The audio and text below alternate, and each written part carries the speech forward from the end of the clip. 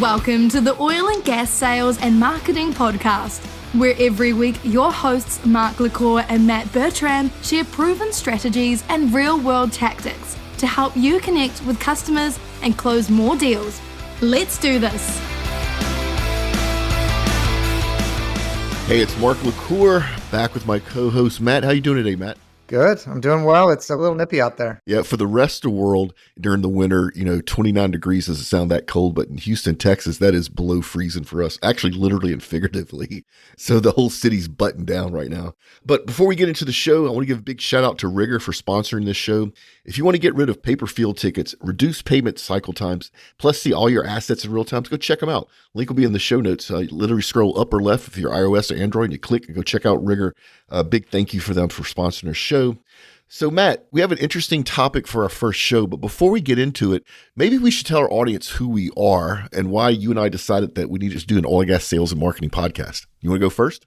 Sure. Certainly, sales has been part of my background for my entire career, and from door knocking sales to phone call sales. And that's actually what really led me to marketing.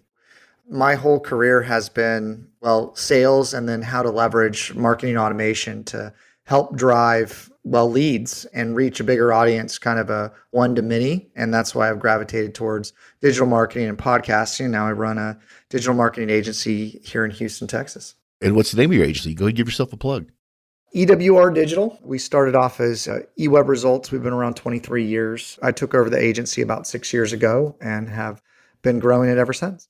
Yeah, and one of the things I learned about Matt is he actually started in sales and then learned marketing, and he is a marketing genius. Some of the stuff that comes out his mouth, it literally takes me 10 seconds to understand what he's talking about. It's like, wow, that is genius. So we're going to share a lot of Matt's geniuses on these next couple episodes. And then if you don't know me, I'm Mark LaCour. I'm editor-in-chief of Oil and Gas Global Network. I'm on a couple of shows. We sort of rule this space. And for years, Matt, we've had chief revenue officers, chief marketing officers, VPs of sales and marketing reach out to OGGN and go, hey, can y'all start a sales and marketing podcast? And we've been trying to do this since before the pandemic. And it wasn't until you came on board as a CMO at OGGN and you and I became friends that I realized I had the perfect co-host. And so we're going to do it. This is our first episode out the gate. And this first topic I think is interesting. I think it may even be a little bit controversial in oil and gas, but so what? So the topic is why sales and marketing should work together and not be separate organizations. You want to throw down first? Sure. Well, certainly when I was in the trenches or on the pavement, I guess, doing sales, I always looked to marketing for support. And certainly, depending on a different organization or what have you, they would provide you materials. But then a lot of times salespeople would make quote unquote homemade sales materials, right? Because they weren't getting the support they needed for marketing. And there's a lot of big picture branding that's happening. But I think that there's a disconnect with sales enablement and marketing to talk together, to be in the same room, to really figure out what things that you can do. I always looked at marketing or digital marketing as a mech warrior suit or some kind of armor, right? That would make a salesperson 10x better, right? If they had, email drips and triggers and there was remarketing happening and all these things were working in concert, you could take one really good salesperson and make them a super salesperson. And that's certainly something that I've seen and certainly gravitated to. So I do have a unique perspective on sales. And I think that marketing in itself is just sales online, right? So if you know how to sell and you can articulate what message you're trying to communicate, that's where the magic of marketing happens, is you can reach so many more people through it. So I think that having a career path where you're in sales first and you move into marketing is much more helpful because you look at the world a little bit differently than if you were in marketing per se and siloed in that your entire career. I love that. Unfortunately, oil and gas, that's not how it works. It's a totally separate business unit, totally separate organization, sales and marketing. And one of the things I've seen a lot on the marketing side is you got a lot of bright people that can do incredible work, but they don't have the information that's in the salespeople's heads because the salespeople are on the front lines interfacing with the customers. And this is why you see that thing where salespeople complain about the quality of leads they get from marketing. It's not that marketing's doing a bad job. It's that sales is not sharing the customer information. And if you could put those two together, to your point, it is super powerful. We run that way here at OGGN. marketing and sales is tied at the hip. Hence you and I doing this podcast, it's amazing. But one of the things I think is making the discrepancy more is the advent of technology that's come in the last couple of years. And unfortunately, the oil and gas industry is behind on marketing and sales technology. So I think organizations out there that can see how to merge their marketing and sales organizations will see a tenfold increase, not only in things like sales and revenue, but also in happiness. If you're a salesperson and your marketing person is tied to you at the hip and helping you close deals, that's like your battle buddy, right? And y'all go in together and y'all both drive results. Y'all both get awarded for it. The client's happy because the information marketing provided is spot on. I just think that they should be joined together in the oil and gas industry. And unfortunately, I don't see it anywhere. Well, I can tell you that with a lot of big like integrator type companies that do like digital transformation and stuff like that, they're not talking at all. Okay. And I've actually had a lot of complaints by really top tier salespeople that they're getting a lot of information, things are getting pushed out, but they're not given a proven path or a way to incorporate into what they're doing. And then I think that on the marketing side, lead scoring is really important in the CRMs and to tie everything back together to make adjustments, because really if your target persona is wrong or you're going after the wrong actions or CTAs, then you're going to get the wrong result. And so you need to know where to start. And that starts by talking to sales and talking to your customer and being a lot more tied into what's happening ear to the ground sort of thing. Yeah, and you just lost all the sales leaders that are listening to this. Let me back you up a little bit. Talk a little bit about lead scoring first, and then let's talk about call to action second. But let's start with lead scoring. What is it and why is it important? Yeah. So you mentioned that the leads that were coming in might not be good, right? The leads that marketing is producing, sales might not view those leads as good, right? You got to close the loop. So if leads are getting generated, what marketing's typically looking at is how many leads are being produced. People want quality and quantity. And so they're looking at, okay, we're producing leads, but okay, how many of these are spam? Okay, let's pull those out. How many of these are good quality leads? And, I would tell you when I talk to salespeople, they're looking for the whale deals, right? They're looking for those monster deals. And so the smaller deals, they're not putting as high a priority on. And so what you can do is when leads come in, you can rate those leads. You can have some different kind of scoring system, 1 to 10, 1 to 3, whatever. And you can circle that information where it feeds back into marketing, where they can understand these are good leads, these are not good leads, and they can continue to ask more questions to better zero in on that ideal customer or that target persona with their marketing. Who are you trying to reach? Who's a good lead? What type of company is a good lead? There's a lot of things that I think are in salespeople's heads that marketing just doesn't know and is not provided that information. Yeah, I can tell you right now from personal experience, when I look at all the big service companies, the Halliburton's, Schlumberger's, Baker Hughes, Weatherford's, Technip FMC's, blah, blah, blah, their sales teams are not scoring those leads in a way that's effective to marketing. So you just unloaded some genius on the sales organizations out there. So all of your sales leaders out there that are bitching about the quality of your leads, figure out how to score those leads so you can give feedback to marketing so marketing can get better at it. The end result is much higher quality leads, easier work for your sales team, and a happier company. For sure. So you mentioned CTA. Let's talk a little bit about that. Call to action, right? What is the sales journey? I think that maybe you back up a little bit and we talk a little bit about what is the sales journey. Really what you're trying to do in marketing is you're trying to replicate what an ideal customer experience from a suspect to a prospect to a customer looks like. And if you can replicate that in mass scale, that's what you're looking to do from a touch point standpoint, from a customer experience standpoint. And it really goes back to what's the customer journey? What's the information you want that person to have when? And then do you have the right assets or even marketing sales pieces to give that to the person at the right time where they're making that next step?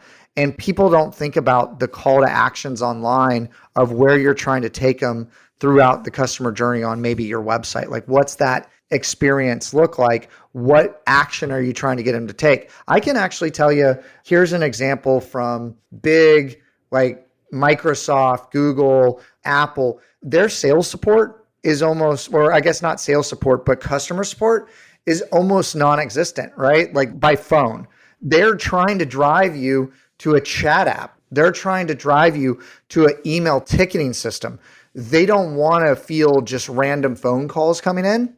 And so in their CTA or their customer journey, if you have an issue, they want you to submit a ticket. You can't typically get somebody from the big tech companies on the phone because it's not really useful. And I've actually seen a lot of smaller companies since COVID really start to follow this trend is why do we have somebody fielding phone calls at the front if most of the phone calls or sales calls are spam? Customers know how to get in touch with their account managers. How do we drive that customer experience? For example, if you're running an ad that says, hey, give us a call at this 1-800 number, and you don't really want people to call you, that CTA's off with what you're trying to achieve, right? It's easier to run it into a ticketing system or even convert voicemails into emails and then have people follow up with those leads versus fielding them live. That might not be the best example, but I think that's one of the examples that's top of mind for me right now. No, that's a great example. So I want to loop this back in. So what Matt is talking about is the fact that as your prospects are working their way through their buy-in process, you want to give them the right information at the right time. Now, Matt, that is not going to be a blanket one paragraph, right? That call to actions could be different depending on where they are in the buy-in cycle and who that person is, right? So you can't have like a single CTA. That doesn't work. Yeah, like it depends. Do you want them to download something, right? To request more information? Do they need an audit? Do they need a quote?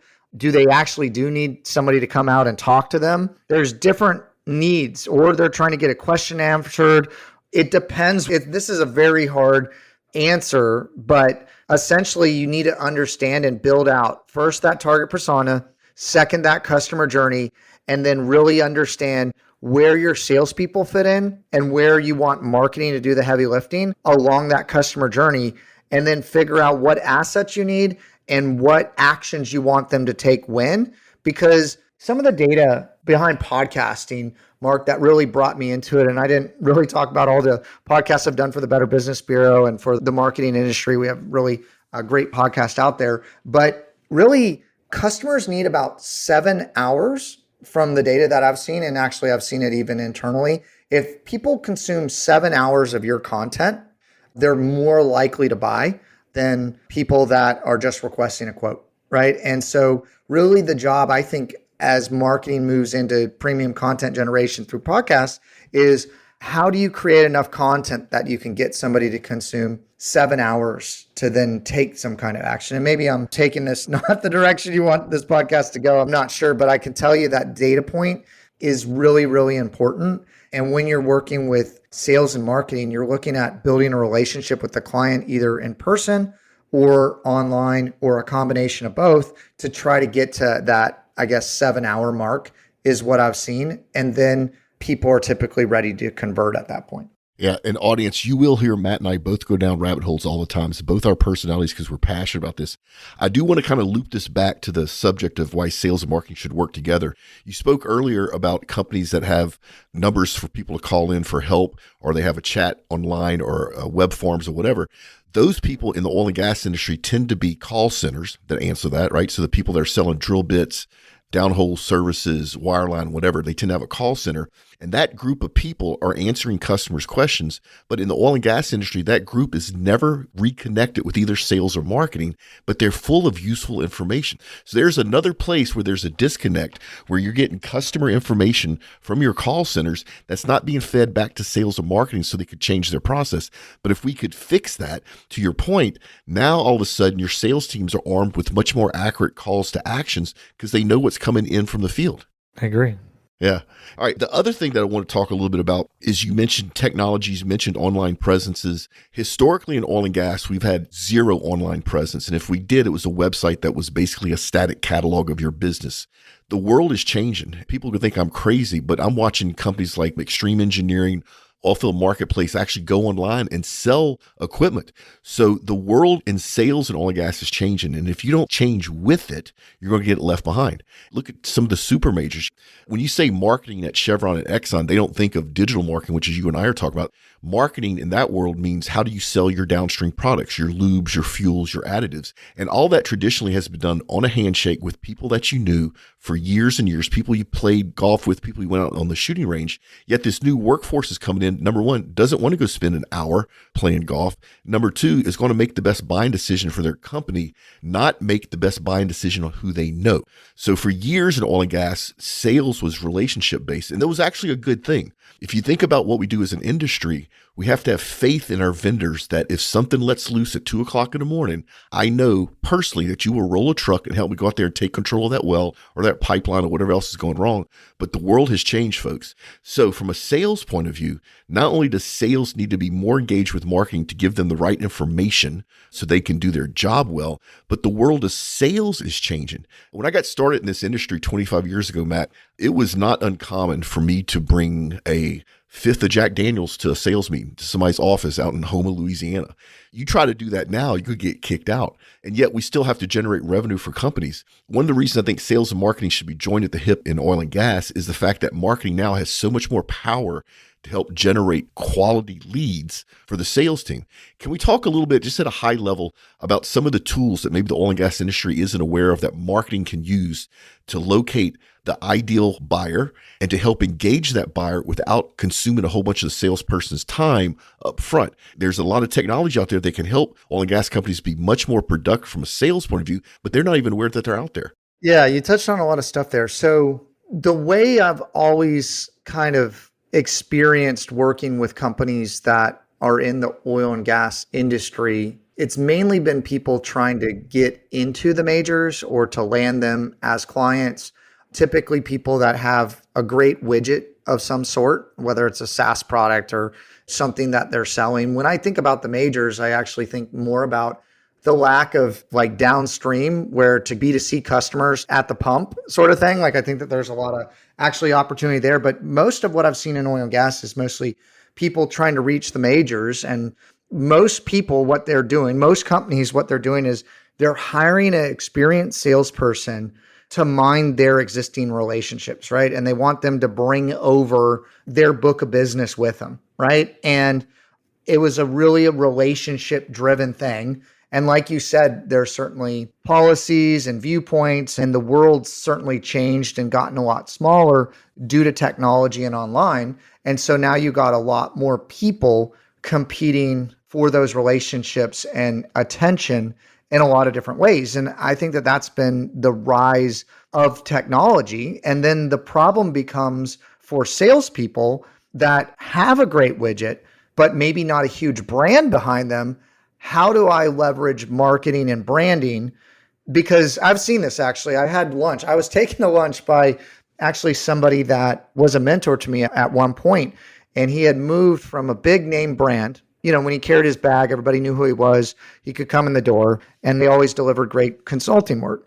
Well, he moved to another company that wasn't as well known. They're offshored mostly, but still delivered a great widget. With new clients, when he would call or when he would knock on the door, he didn't have the same warm welcoming, right? And so the issue's becoming, how do we establish brand exposure and tell that story better for that salesperson and for that client? And I think that that's where the real merger comes in between sales and marketing. But to get to your point on tools, one of the biggest tools I think that all people in enterprise sales should be probably leveraging to a high degree is LinkedIn Sales Navigator. Yep. And I'm not sure that all the salespeople out there are utilizing that. And Sales Navigator has some really fantastic tools. And this is where like a topic of social selling might need to be inserted in the conversation. This is certainly something that could be a whole podcast. We're going to say it for a future podcast. I just want to kind of talk at a high level. So keep going. Yeah. So certainly I think LinkedIn Sales Navigator is really quite powerful. I also think that social media in general is quite powerful to 100%. Connect with people. I just don't think people are using it in the way that they could be. And I think that there's a little bit of a bifurcation in new salespeople coming on that are leveraging it, and more experienced people in the industry that this technology has been on the rise, that they haven't had to utilize it in the past, but it's starting to become more and more a forefront. And I think that even with the rise of technology, you know, you say go take an hour to play golf, like playing golf's like a whole day or a half day effort. And then you had something like Top Golf, and just really everybody's time with technology of being interconnected, the work has continued to pile up, the expectations have continued to pile up, but not really the time freedom has quite piled up. And so even people that love to play golf, it's really a choice to have to say, okay, I'm not going to do all these things, and I'm going to actually go play golf, and I'm going to spend some dedicated time with this group of individuals. And I certainly think it has its place since COVID, but you talk about technologies. Well, Zoom is a great technology that I think everybody's gotten a lot more used to since COVID. Now you're able to meet with people over the phone, and it's more accepted than having to fly, to the other side of the country for a meeting, right? All the time. Certainly webinars have replaced conference booths, right? I don't know. What is your opinion, Mark, of conference booths versus maybe webinars? Yeah, it's changed. And it changed quickly with COVID because we had to do it. And one of the things I find hilarious is all of us have learned what good audio and lighting looks like. None of us would have ever learned that if it wasn't for COVID, where we had so many back-to-back online calls. You did touch on two things I want to mention real quickly. First thing is that in-person relationship. So what's happened in oil and gas is used to really have decision makers. When I got started 25 years ago, there was a person at Chevron that would buy my stuff. In his good graces, and I did good work for a fair price, he would buy it. Well, Chevron learned that having a decision maker wasn't good for Chevron. So now there's decision-making teams so that one person can't influence the buy-ins process. And that decision-making team, a lot of it's informal. So even though you may go to a meeting or an online meeting, of those 5 people that are listening to you in that meeting, there's probably another 5 or 10 that you don't know of. So there's no longer a decision maker. So you have to sell to the decision-making team, not the decision maker. And that's where a good marketing partner comes in and helps you do that. The other thing is that brand awareness. Boy, you made me think back. So my first real enterprise sales job was with Bell South, the phone company in the East. The name Bell South carried a lot of weight. I used to be able to put my Bell South hard hat on and walk into any office in Houston and nobody would question me because they thought it was just a phone guy showing up. And then after that, I went to work for a startup and I got slapped in the face with reality. All these people, all these VPs and directors who would welcome having lunch with me and listen to me when I was at Bell South, none of them would take my meeting because they didn't know who my company was. So it was a learning experience. And Matt, I could keep going on and on. Unfortunately, we're out time. We need to start winding down this show, but I want to pull it back real quick. Last couple of thoughts from you about why sales and marketing should work together in oil and gas. Well, I think one is helping better shape to the right people what the message or the brand is, right? Because you don't need to mass market to the entire world to become what the majors are and what the majors to be if you're a smaller company. You can leverage digital channels to be omnipresent to the right people, right? That's one of the really cool technologies. Even email automation, which we didn't touch on, I don't know if it falls in marketing, sales, in different organizations, it could be differently, but that's something where there's usually an email specialist or there's a drip campaign that you can be as a salesperson creating more touch points by leveraging marketing support, right? And you can focus that energy and those ads to the right people, but that takes close coordination between marketing and sales. And so from a sales standpoint, I don't know the exact data, but it's something like a typical sale happens on like 7+ touch points, and most salespeople stop under 3, like reaching out to a prospect.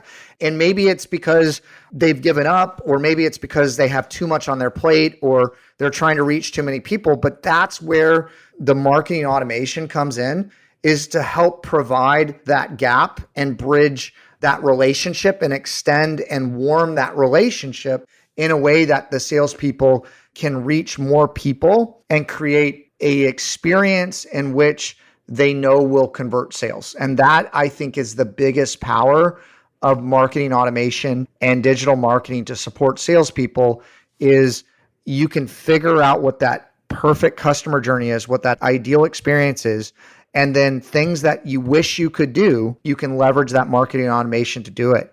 There's even tools out there like Send Out Cards and Birthday Co. that helps create those touch points of things that you've wanted to do, but you might not be able to do it. And if you have marketing support to help you with some of those things, it just helps make you a better salesperson.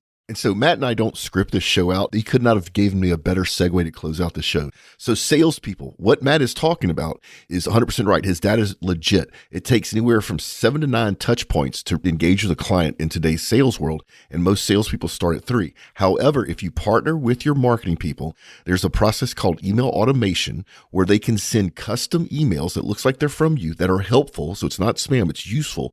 And so the marketing team can help you automate 4 or 5 of those touch points so you get to closing a deal quicker. What a great way to end this episode. So I've got to do some housekeeping stuff. So Matt and I have an insiders group in the works. It'll probably be the second quarter of 2023 when it comes out. Think of it as a mastermind. It's going to be hand-selected senior people from both sales and marketing, oil and gas. We're going to get together in person a couple times a year, Chatham House rules, and we're going to share best practices, bring in experts. It's going to be a lot of fun. So just stay tuned for that. And then if you want to connect with either Matt or I on social, all our social links will be in the show notes. And then we're actually launching a oil and gas S&M newsletter. And I know everybody just chuckled to themselves when I said S&M newsletter. Well, this is a sales and marketing podcast. We're not quite sure how much S&M material will be in that newsletter, but there'll actually be some really cool sales and marketing stuff. So keep a lookout for that. And then we close the show out with the LinkedIn fail or tip of the week. And we're going to alternate back and forth. My LinkedIn fail is this one right here from Leanna Roberts. She's a chief information officer. She reached out to me on LinkedIn. I read your profile and it made me curious and I thought we could talk. Now, number one, Leanne, I don't believe is a real person. I believe she's a bot. Number two, if you're writing these bot scripts, at least make it sound legit. No person would call you on LinkedIn. No real person would say, I read your profile and it made me curious and I thought we could talk. So for the people out there writing these bot scripts, spend a little time, make it more conversational, and maybe you'll have a little better convergence on that. Any comment on that, Matt? LinkedIn's pretty noisy right now. Certainly, I think they could do more to clean that up. But what I can tell you is regardless of the message you send, if people respond or not, people get on LinkedIn about every 21 days. At least that was the old data that I used to look at when I was actively on LinkedIn a lot. But people look at your messages, okay? And they certainly make judgments about you, but they do see them. And make sure that you're quick and you're getting to the point and you're trying to engage them. And so if you look at their profile and find something interesting you could connect with, maybe you went to school together, you had a shared experience of some sort that you can highlight that you are a real person, people are a lot more likely to respond to you. Yeah, agreed. All right, remember folks, make a difference, not a sale. Check us out next week for another enriching and cheeky episode of Oil and Gas Sales and Marketing Podcast, a production of the Oil and Gas Global Network. Learn more at OGGN.com.